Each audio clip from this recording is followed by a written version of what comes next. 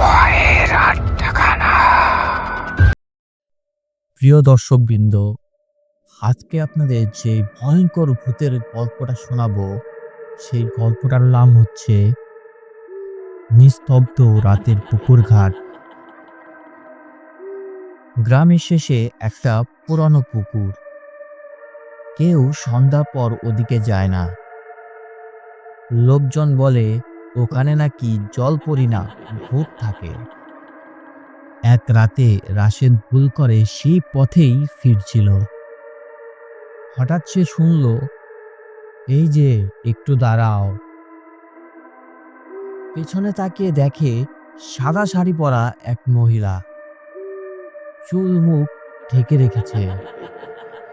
রাশেদের গলা শুকিয়ে গেল, তবুও সাহস করে বলল, আপনি কে? এত রাতে এখানে?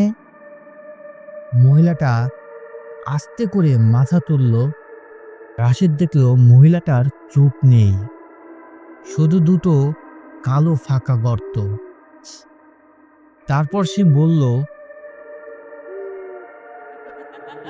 তুমি তো আমার ছেলেটা নও, তবু কেন এসেছো?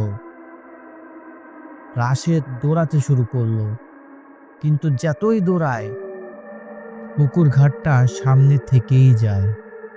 হঠাৎ সে বুঝলো সে আর দৌড়াচ্ছে না, জলে হাঁটছে। শেষবার সে শুধু একটাই আওয়াজ শুনল, এবার তুমি আমার,